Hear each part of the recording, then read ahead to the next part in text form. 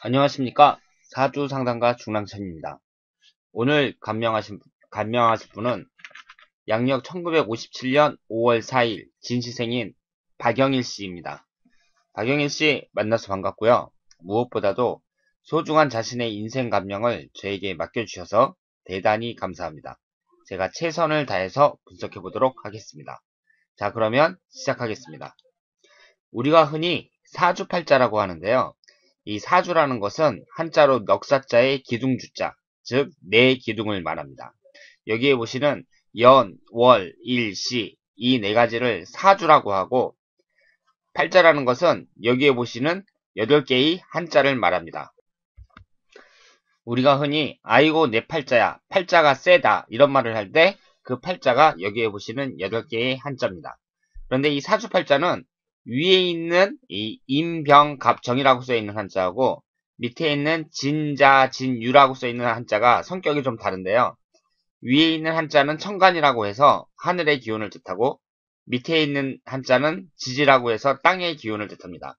이렇게 천간과 지지가 결합을 해서 육식갑자를 만들어내고 이 육식갑자가 만들어지면서 인류는 기록이라는 것을 할 수 있게 됐습니다.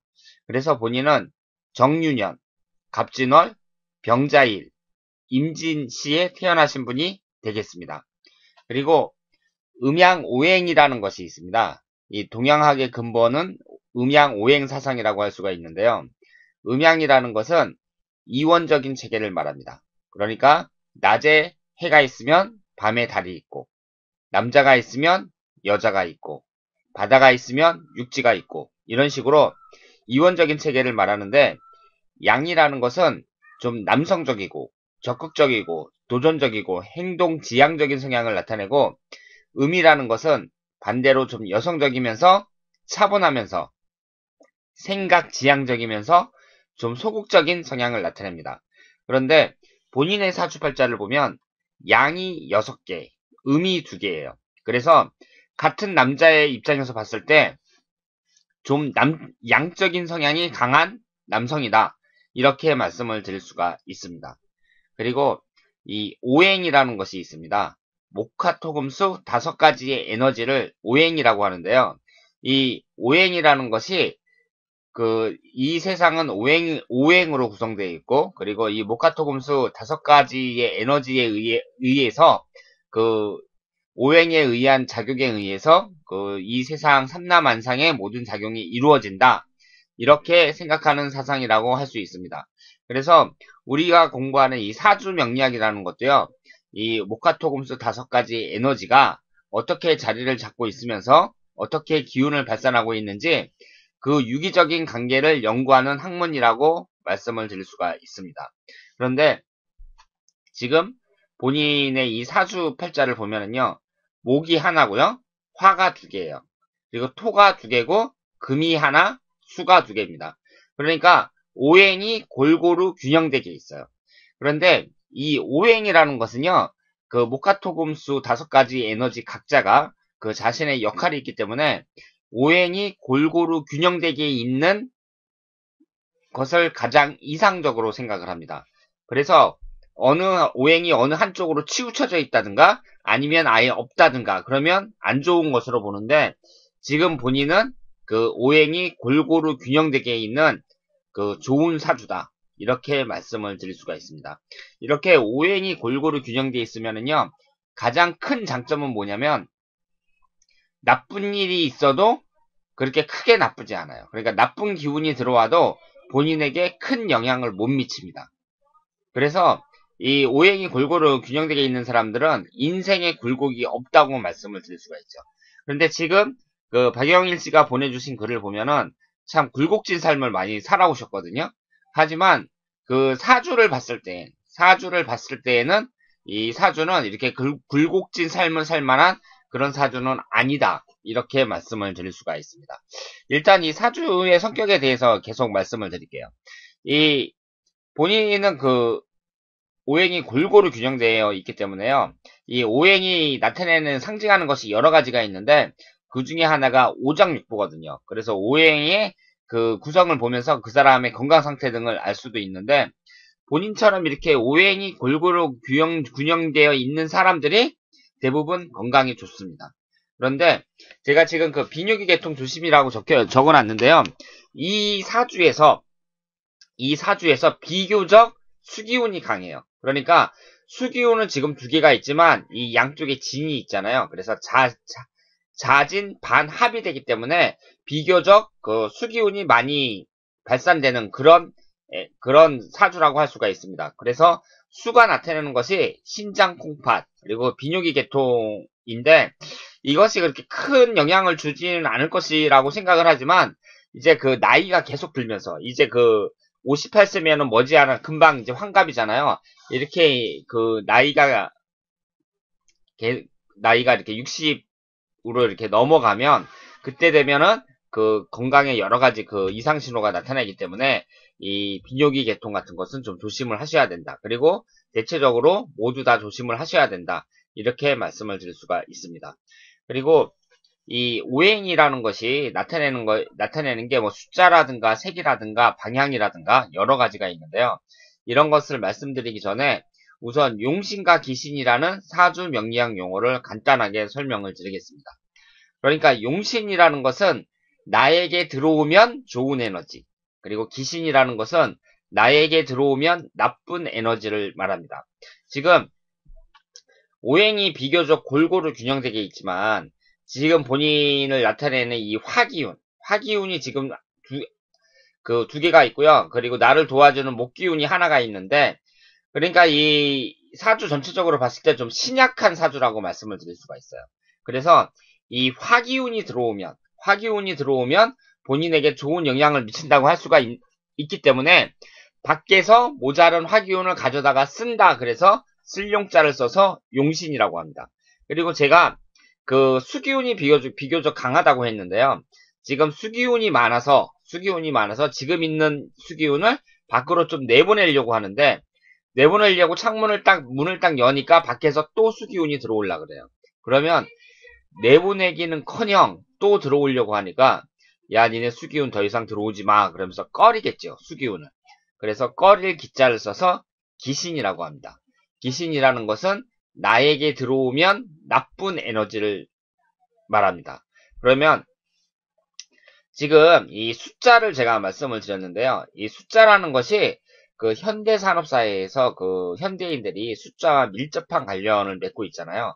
그래서 숫자를 많이 사용하는데 특히 요즘 같은 IT 시대에는 그 휴대폰 번호를 정한다든가 아니면 자동차 넘버를 정한다든가 이럴 때 숫자를 많이 사용을 합니다. 그런데 지금 본인의 그 사주를 봤을 때요. 박영일 씨의 사주를 봤을 때 이 지나온 그 삶하고 여러 가지를 봤을 때 이 수기운은 나쁜 영향을 많이 미치고 있어요. 그래서 이 수라는 것이 나타내는 숫자가 1과 6이거든요. 그리고 목기운도 이 비교적 좋지 않습니다. 그래서 1과 6, 3과 8은 피할 것 이렇게 적어놨는데 제가 앞에서도 말씀을 드렸지만 이 오행이 이렇게 균형되게 있는 분들은요. 기신이 들어와도 그렇게 크게 나쁘진 않아요. 그러니까 어떻게 말하면 기신이 없다고 말씀을 드릴 수도 있습니다. 그래서 그 기신이 없다는 얘기는 인생에 있어서 별로 그렇게 그 굴곡진 커다란 그 피해를 주는 그런 운이 잘 안 들어온다. 이렇게 말씀을 드릴 수가 있거든요. 그래서 숫자라는 것도 제가 여기서 굳이 그 나쁜 기운을 찾자면 1과 6, 3과 8이 해당이 된다고 할 수 있지만 이것도 이 기신이라는 것이 크게 영향을 주지는 않는다고 할 수가 있습니다. 그리고 색은 대체로 잘 어울리고요. 그리고 이 목기운도 제가 좀 나쁘다고 말씀을 드렸는데 근데 이 목이라는 것도 이렇게 크게 나쁘진 않고요. 지금 그 지나온 삶을 봤을 때 가장 큰 영향력을 미치는 것은 수기운이에요. 기신으로서 이 나쁜 에너지로서 그 가장 큰 눈에 보이는 영향력을 미치는 것은 이 수기운이라고 말씀을 드릴 수가 있습니다. 그래서 수라는 것이 방향으로 봤을 때 이 북쪽을 나타냅니다. 그러니까 이 방향이라는 것은 뭐냐면요. 동서남북 이 방향을 말하는데 사람이 어느 쪽에 가서 그 거주하느냐 거기에 따라서 그 사람이 받는 에너지가 다르다는 거죠. 그래서 나에게 맞는 그쪽 방향에 가서 살면 더 좋은 에너지를 받으면서 더 좋은 컨디션을 유지할 수 있다. 이렇게 말씀을 드릴 수가 있습니다. 그런데 그 방향이라는 것이요. 이제 사람이 살면서 이 복잡한 산업 사회에 살면서 뭐 용심 방향대로만 산다는 것은 거의 불가능한 일이지만 사람이 살다 보면은 그 어느 쪽으로 가든지 상관이 없을 때가 있습니다. 그럴 때에는 이 용신이 되는 방향이 중요한 판단 기준이 될 수 있다고 말씀을 드릴 수가 있는데 지금 본인의 그 오행을 이렇게 분석을 해봤을 때 그리고 지나온 삶을 이렇게 분석을 해봤을 때 수라는 것이 그 기신임에는 틀림이 없어요. 그러니까 수가 나타내는 것이 그 방향으로 북쪽입니다. 그래서 북쪽은 좋지 않다. 이렇게 말씀을 드릴 수가 있습니다. 그리고 본인은 그 이 병자일주거든요. 그런데 지금 띠는 그 정유년에 태어나셨으니까 그 닭띠예요. 닭띠. 닭띠인데 그 닭띠니까 본인이 이제 그 지금까지 살면서 아 나는 닭띠다 그러면서 닭에 대해서 많이 생각을 하셨을 텐데 이 사주 명리학에서는 이 띠보다는 일주에 있는 동물을 더 중요하게 생각합니다. 그러니까 연이라는 것은 조상을 나타내고 월은 부모를 나타내고 일이 나 자신을 나타내요. 그리고 시라는 것이 자식을 나타냅니다.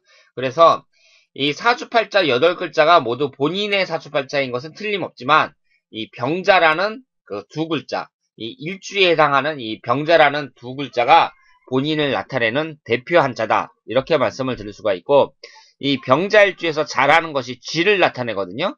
그러니까 이 쥐라는 동물이 본인의 그 닭이라는 그 본인의 띠보다는 이 쥐라는 동물이 본인의 성격을 더 잘 나타낸다. 이렇게 말씀을 드릴 수가 있습니다. 그리고 일주가 이제 병자일주인데요. 우리가 그 혈액형을 나눌 때 무슨 뭐 O형의 특징, A형의 특징 뭐 이렇게 성격을 나누잖아요. 그런 것처럼 일주도 60갑자가 있으니까 총 60개가 있습니다. 이 60개의 일주를 하나하나 그 성격으로 파악을 하기도 하는데요. 이 병자일주 같은 경우는 일단 자라는 그 동물이 좀 영감이 뛰어나요. 예를 들어서 무슨 뭐 지진이 일어난다든가 아니면은 무슨 뭐 배가 침몰한다든가 그러면은 지부터 나온다 그러잖아요. 그만큼 영감이 뛰어나고 이 자일주를 갖고 있는 분들이 비교적 사교성도 있습니다. 그리고 이 병자일주인 분들이요 대체적으로 말년에 더 좋아요. 그러니까 젊었을 때보다는 말년에 더 좋다. 이렇게 말씀을 드릴 수가 있고 이 병자일주인 분들이 대체적으로 솔직담백하고 그리고 쉽게 흥분하고 신세지면 꼭 갚아야 하는 그런 성격의 소유자들이 많다고 합니다. 자, 그러면 제가 그 음양오행과 일주만으로 본인의 그 사주를 한번 이렇게 쭉 훑어봤어요. 훑어봤는데 이 사람의 인생이라는 것이 워낙 복잡하고 그리고 사주명리학이라는 학문도 워낙 복잡하기 때문에 이 일주나 뭐 음양오행으로 본인의 사주를 다 파악할 수는 없고요. 제가 잠시 쉬었다가 이제 그 본인의 사주에 가까이 다가가서 그 세세하게 한번 분석을 해보도록 하겠습니다.